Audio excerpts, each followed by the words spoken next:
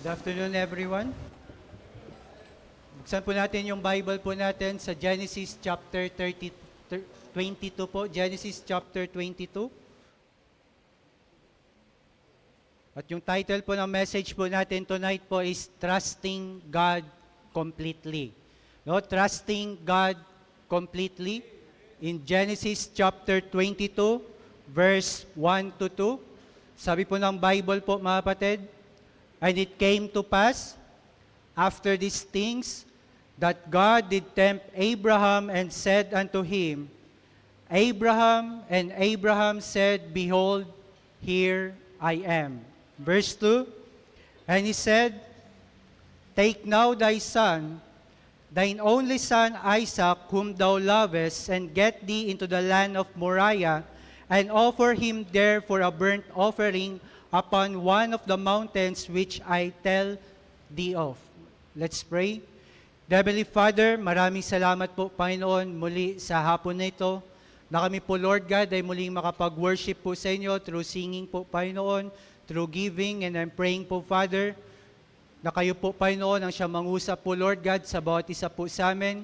I'm praying, Lord, sa Holy Spirit na mag-teach, na mag-encourage, mag-comfort po, Panginoon, at mag-challenge po, Father, sa bawat isa po sa amin. Help us, Lord, na magtiwala po sa inyo completely po, Father, according po sa story po namin tonight, kay Abraham and Isaac po, Panginoon. I'm praying na ito po ay maging blessing. Bless your word po, Panginoon. In Jesus' name we pray. Amen. No, yung story po natin tonight po, mga kapatid, is isa po ito sa type of Christ or foreshadowing po ng ating Panginoong Jesus po, mga kapatid. At sa gabing ito, tignan po natin kung paano si Abraham nagtiwala sa Panginoon po natin completely and what our trust does po, mga kapatid. In verse 1 po, makikita po natin sa verse na binasa po natin kanina, na yung Panginoon po natin is meron po siyang surprise test para po kay Abraham. No, bilang student po, mga kapatid, alam natin na hindi masaya yung mga surprise test na yan, mga kapatid. No, minsan po, mga kapatid, nakakagulat pag merong surprise test yung teacher para po sa atin o yung mga surprise na problem or struggles sa buhay po natin. No, ang sabi po sa verse 1 po, mga kapatid, "And it came to pass after these things that God did tempt Abraham." No, yung word po na tempt po, mga kapatid, is to try. No, to prove or to put to the proof or test. No, in verse 1, tignan po natin yung respond ni Abraham. Ang sabi po ng Bible, Abraham said, "Behold, here I am." No, behold, here I am. Kaya church, once na tayo po ay tinawag po ng ating Panginoon, no, once na tayo po ay kausapin po ng ating Panginoon sa pamagitan po ng kanyang salita po, mga kapatid, kagaya po ni Abraham, kailangan meron po tayong ganong klaseng attitude or puso na magsasabi na, "Behold, here I am." No, mga kapatid, kung meron pong test ang Lord para sa atin or assignment na pinapagawa po yung Panginoon para po sa atin po, mga kapatid, siguraduhin po natin na tayo po ay magre-respond doon sa calling ng Panginoon o sa pangungusap po ng Diyos sa bawat isa po sa atin. Mapahamon man yan, encouragement, promise, or command, napaka-importante pong mag-respond sa ating Panginoon. At ito po yung command, mga kapatid. In verse 2, sabi ng Panginoon kay Abraham, "Take now thy son, thine only son Isaac, whom thou lovest, and get thee into the land of Moriah, and offer him there for a burnt offering upon one of the mountains which I tell thee of." No, church, kung i-meditate po natin yung words ng ating Panginoon para po kay Abraham, Napakahirap po yung pinapagawa ng Panginoon sa kanya po, mga kapatid. Hindi po biro po, mga kapatid, yung command ng ating Panginoon para po kay Abraham. Ang sabi ng Panginoon po, mga kapatid, take now thy son, thine only son Isaac, whom thou lovest, and offer him. From Genesis chapter 1 verse 1 po, mga kapatid, ito po yung pinakaunang love na na-mention po sa Bible po, mga kapatid. At na-mention po yung word na love po, mga kapatid, sa story po ng isang father sacrificing his son. Kaya church, yung ginawa po ni Jesus Christ para po sa atin po, mga kapatid, doon sa cross of Calvary, yun po ay picture of love ng Panginoon po sa atin. At yung love na yun po, mga kapatid, is the greatest love of all. Mga kapatid, ganun po tayo kamahal ng ating Panginoong Jesus po, mga kapatid. So ngayon, sa tingin niyo po ba madali po yung pinapagawa ng Panginoon kay Abraham po, mga kapatid? No, sa tingin niyo po ba napaka-basic lang para kay Abraham na mag-obey po, mga kapatid, sa command ng ating Panginoon na i-offer niya yung kanyang nag-iisang anak, yung kanyang pinakamahal na anak, mga kapatid, na si Isaac. Alam niyo, mga kapatid, si Abraham, napakatagal niya pong pinag-pray si Isaac po, mga kapatid. Ito po yung prayer request niya sa ating Panginoon. No, mga kapatid, inantay po ni Abraham si Isaac ng napakatagal na panahon po, mga kapatid. Tapos ganito yung mangyayari. Kaya sa tingin niyo po ba, mga kapatid, madali para kay Abraham na magtiwala sa ating Panginoon sa ganitong klaseng situation? Sabi ng Panginoon, take now thy son, thine only son Isaac, whom thou lovest, and offer him for a burnt offering. Ngayon po, mga kapatid, tignan po natin kung ano yung nagawa po ng pagtitiwala ni Abraham completely sa ating Panginoon. Number 1, trusting God completely brings obedience. No, trusting God completely brings obedience. In verse 3, and Abraham rose up early in the morning. Ang sabi ng Panginoon, now, in verse 3, Abraham rose up early in the morning. Walang hesitation po, mga kapatid. Walang question sa ating Panginoon. Panginoon, bakit naman ganun po, Panginoon? Mga kapatid, walang delay. Hindi po siya nakipag-argue sa ating Panginoon. At wala pong ginawang negotiation si Abraham sa ating Panginoon. Just obedience.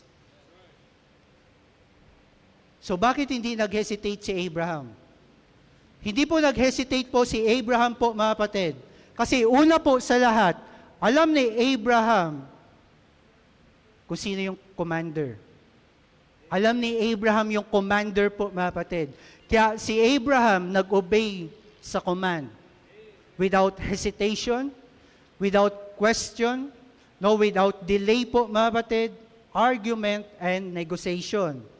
In verse 3, and Abraham rose up early in the morning and saddled his ass and took the wood of his young men with him, yung kanyang servant, and Isaac his son, and clave the wood for the burnt offering, and rose up and went unto the place of which God had told him. No, mga kapatid, kahit hindi po nauunawaan po ni Abraham yung plano po ng ating Panginoon, Mga kapatid, makikita po natin in verse 3 na lahat po ay pinrepare ni Abraham. Hindi man naunawaan ni Abraham yung plan ng Diyos, yung command ng Panginoon, pero malinaw kay Abraham po, mga kapatid, yung instruction ng ating Panginoon. Napaka-clear, napaka-specific ng instruction ng Diyos or ng command ng Panginoon para kay Abraham.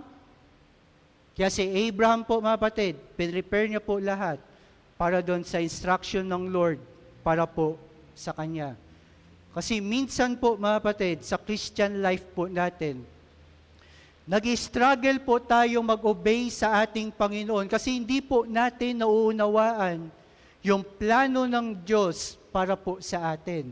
No, iniisip po natin yung buong picture tapos hindi natin makita yung end result na pinapagawa ng Lord sa atin. Kaya there are times nag-struggle tayo na mag-trust at mag-obey doon sa plan po ng Lord po para po sa atin.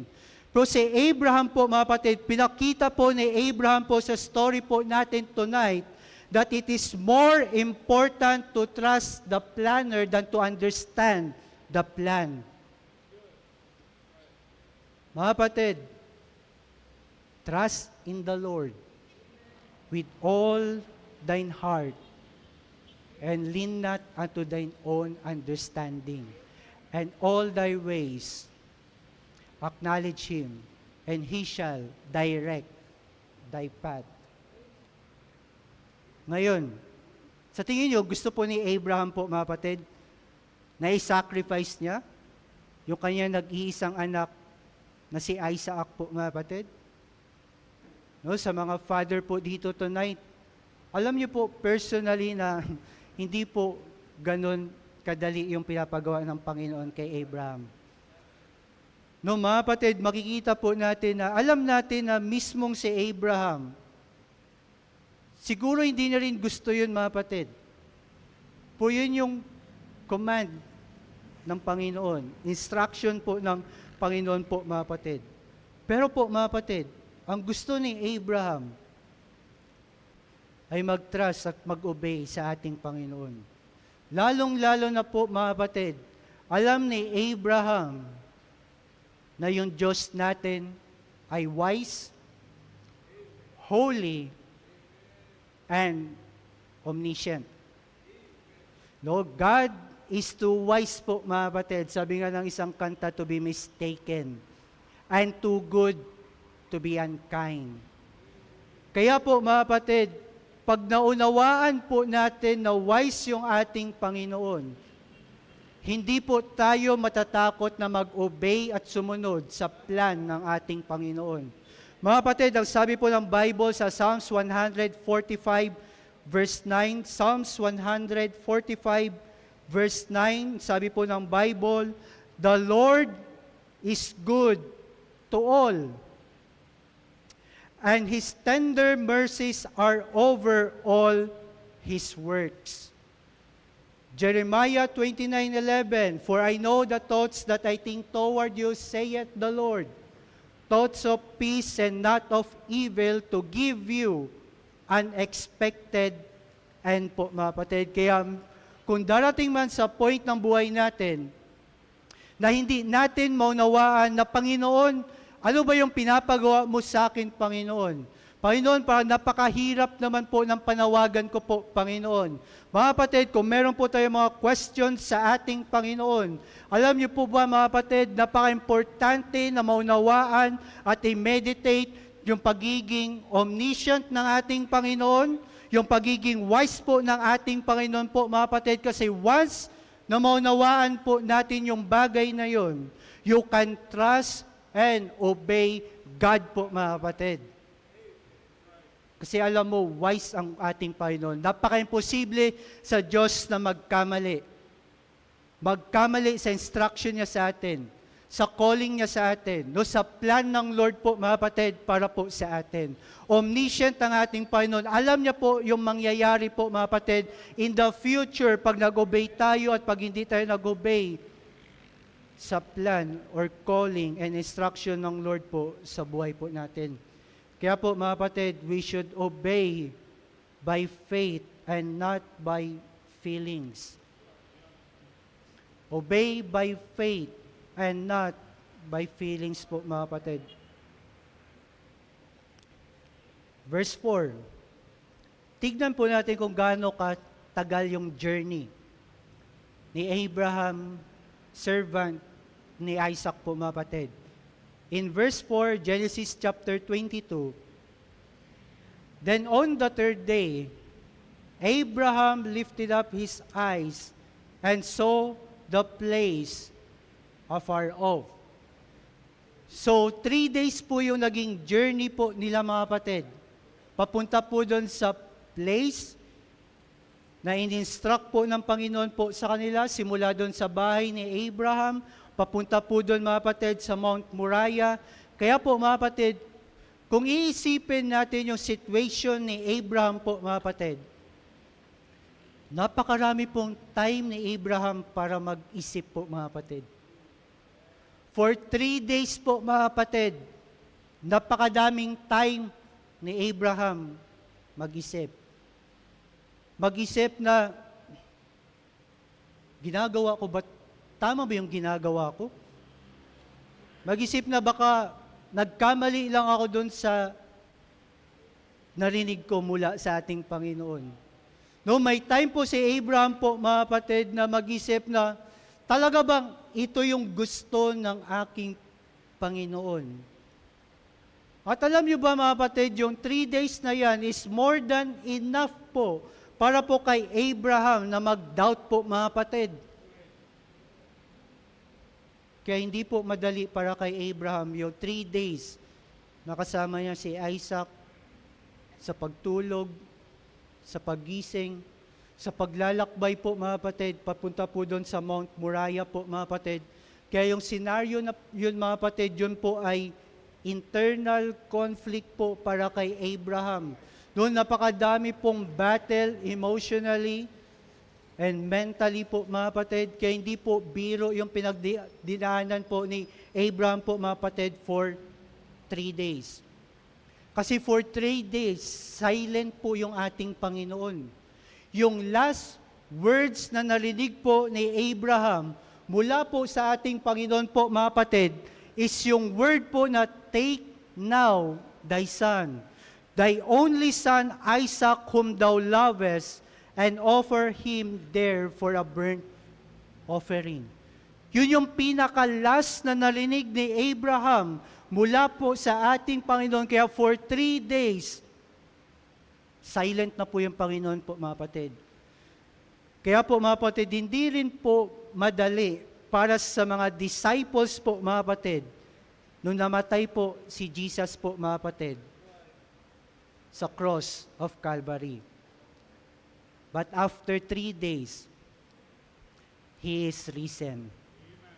No, He is risen po mga kapatid. Kaya yung 3 days po mga kapatid, ito po yung space po between death and resurrection. No, obedience and revelation po mga kapatid, and testing and testimony po mga kapatid. Kaya church, totoo na nag-struggle po tayo mga kapatid, at minsan nag-challenge po tayo na mag-trust po sa Panginoon po natin completely. Pero po mga kapatid, gusto po kayong i-encourage this afternoon na kahit anong mangyari po mga kapatid, wag na wag po nating i-abandon yung trust natin sa ating Panginoon. Kahit anong mangyari po mga kapatid, wag na wag po tayong mag-doubt sa ating Panginoon. Kahit nakaka-doubt yung situation po natin mga kapatid, wag na wag po kayong mag-doubt sa command ng ating Panginoon, sa promise ng ating Panginoon, sa salita po ng ating Panginoon po mga kapatid. Kasi po mga kapatid, when trust is complete, peace will follow. Yun po yung next point po natin po mga kapatid. Trusting God completely brings peace. No, trusting God completely brings peace. Nung nasa Mount Moriah na po sila mga kapatid, ang sabi po ni Abraham in verse 5, And Abraham said unto his young men, yung kanyang servant po mga kapatid, abide ye here with the ass, and I and the lad will go yonder and worship. Pansinin niyo po yung last phrase. And come again to you. Mga kapatid, meron pong peace si Abraham na magiging okay lang din po ang lahat po mga kapatid. Dahil si Abraham po ay nagtiwala po sa Panginoon po natin completely sa promise ng ating Panginoon. Mga kapatid, merong peace si Abraham na pag nag-obey siya sa ating Diyos, ay magiging okay lang po ang lahat po mga kapatid. Ang promise ng Panginoon kay Abraham in Genesis chapter 21 verse 12, in Isaac shall thy seed be called. Kaya sinabi ni Abraham sa kanyang servant po mga kapatid, I and the lad will go yonder and worship and come again to you. Mga kapatid, alam ni Abraham na hindi po i-break ng Panginoon natin yung kanyang promises. Alam ni Abraham na hindi nagsisinungaling ang Diyos sa kanya nung binitawan ng Panginoon po natin sa kanya yung promise po mga kapatid. No, in Hebrews chapter 6 verse 18b po mga kapatid, it was impossible for God to lie. 1 Kings chapter 8 verse 56, according to all that he promised, there hath not failed one word of all his good promise po mga kapatid. Kaya po mga kapatid, dahil po sa trust at peace na meron si Abraham, siya po ay patuloy na nag-o-obey po sa ating Panginoon po mga kapatid, kahit mahirap po kay Abraham na gawin yung pinapagawa po ng Panginoon po sa kanya po mga kapatid. Alam niya na yung Panginoon natin hindi nagsisinungaling. Alam niya na hindi i-break ng Panginoon yung kanyang promises po mga kapatid. Kaya in verse 6 po mga kapatid, then Abraham took the wood of the burnt offering and laid it upon Isaac, his son. No, makikita natin sa verse 6 po mga kapatid, na mismong si Isaac po yung nagbuhat ng wood para po sa burnt offering po mga kapatid. No, si Jesus Christ din po mga kapatid, siya din po mismo yung nag-carry po ng cross po mga kapatid doon sa crucifixion po mga kapatid. Kaya po mga kapatid, in verse 6 ang sabi po dito, and he took the fire in his hand and a knife, and they went both of them together. In verse 7, and Isaac spake unto Abraham his father and said, my father. Sabi ni Abraham, here am I, my son. And he said, behold the fire and the wood, but where is the lamb for a burnt offering? Verse 8, and Abraham said, my son, God will provide himself a lamb for a burnt offering. So they went both of them together. Verse 9, and they came to the place which God had told him, and Abraham built an altar there, and laid the wood in order, and bound Isaac his son, and laid him on the altar upon the wood. And Abraham stretched forth his hand, and took the knife to slay his son. Hindi po kinalimutan ni Abraham yung knife po mga kapatid. No mga kapatid, pwede namang iwan ni Abraham yung knife at sabihin na, Lord, sorry Panginoon, nag-obey ako pero sa susunod na lang Panginoon, nakalimutan ko yung knife Panginoon. Mga kapatid, hindi po kinalimutan lahat ni Abraham yung dapat niyang dalhin. Kasi siya po ay nag-obey sa instruction ng Lord at nagtitiwala siya sa Panginoon po natin completely po mga kapatid. At hindi ko alam kung ano yung iniisip ni Abraham that time Nung time na ready na po siyang patayin po, si Isaac po mga kapatid, pero ito yung malinaw. Kinonsider ni Abraham po mga kapatid, na kayang buhayin ng ating Panginoon, si Isaac muli. Pero ang problem po mga kapatid, sa time ni Abraham, wala pa pong record na kaya ng Diyos natin na bumuhay muli, mga kapatid. Kaya grabe yung pananampalataya ni Abraham po, mga kapatid. Ang alam lang po ni Abraham that time po, mga kapatid, ay magtiwala sa Panginoon at mag-obey sa ating Panginoon. Nung time na ready na si Abraham na patayin si Isaac po, mga kapatid, in verse 11, "And the angel of the Lord called unto him out of heaven and said, Abraham, Abraham.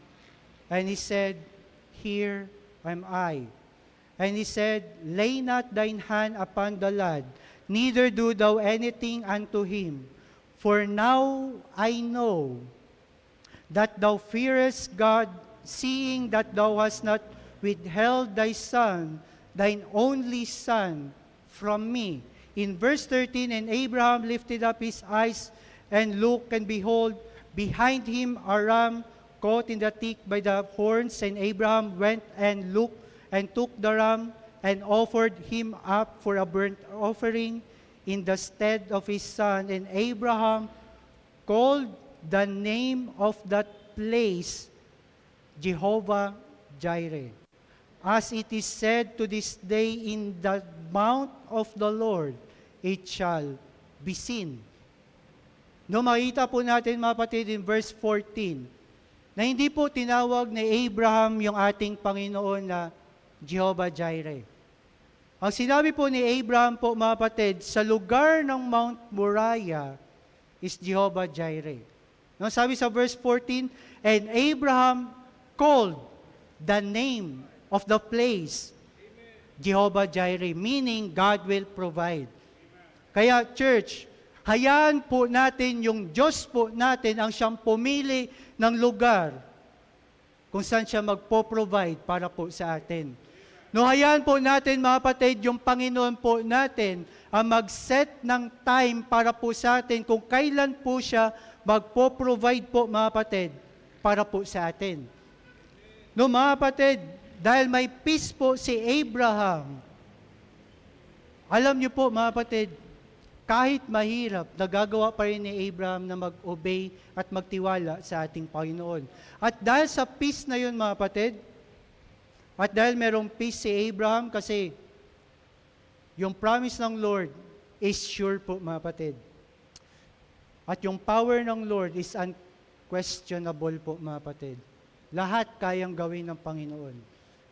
At higit po sa lahat po mga kapatid, yung character ng Diyos po natin is trustworthy po mga kapatid. Mga kapatid, mapagkatiwalaan niyo po lahat ng character at attributes po ng ating Panginoon po mga kapatid. Trustworthy po mga kapatid, yung Diyos na tinanggap natin at sinasamba po natin mga kapatid. Kaya yung last point po natin for tonight, trusting God completely brings blessings. Ano yung number 1? Trusting God completely brings obedience. Number 2, trusting God completely brings peace. And lastly, trusting God completely brings blessing. After ng command ng Panginoon, after magtiwala ni Abraham, after 3 days po mga kapatid, after ng knife po mga kapatid, after po na mag-obey ni Abraham po mga kapatid, nagsalita muli ang ating Panginoon. Verse 15, "And the angel of the Lord called unto Abraham out of heaven the second time." Verse 16, "And said, By myself had sworn, and saith the Lord, For because thou hast done these things, and hast not withheld thy son, thine only son, that in blessing I will bless thee, and in multiplying I will multiply thy seed as the stars of the heaven, and as the sun which is upon the seashore, and thy seed shall possess the gate of his enemies. In verse 18, and in thy seed shall all the nations of the earth be blessed, because thou hast obeyed my voice. Napakalinaw po mga kapatid sa last instruction ng ating Panginoon kay Abraham po mga kapatid na meron pong blessing after obedience. Pero take note po mga kapatid, hindi po nag-obey si Abraham para ma-bless. Hindi po nag-obey si Abraham po mga kapatid para ma-receive yung blessing mula po sa ating Panginoon. Siya po ay nag-obey po mga kapatid kasi nagtitiwala siya completely sa ating Panginoon at dahil sa trust and obedience ni Abraham, nandun po yung blessing po mga kapatid.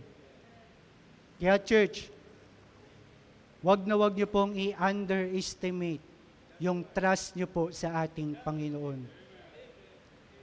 Never underestimate po mga kapatid yung faith, trust, obedience natin sa ating Panginoon po mga kapatid.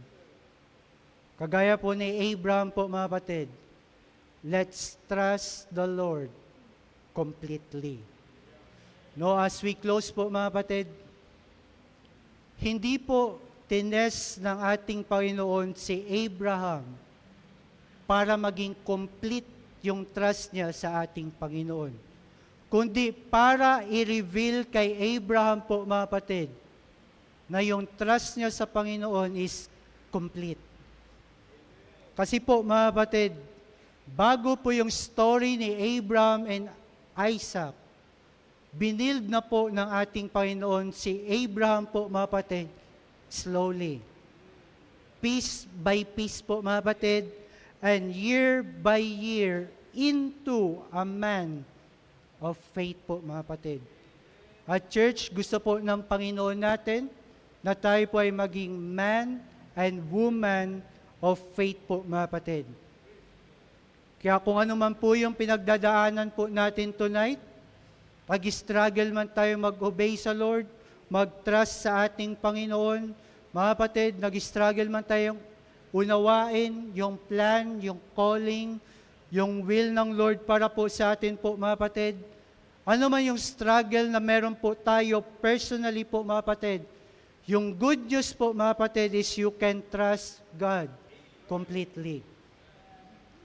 Church, you can trust God completely. Oh, let's all stand. Tayo po ay mag-pray po mga kapatid. Let's pray. Heavenly Father, thank you po, Panginoon, for reminding us tonight po, Panginoon, kung ano po yung nagagawa po ng trust po namin sa inyo po, Panginoon. And I'm praying po, Lord God, sa story po ni Abraham and Isaac po, Father.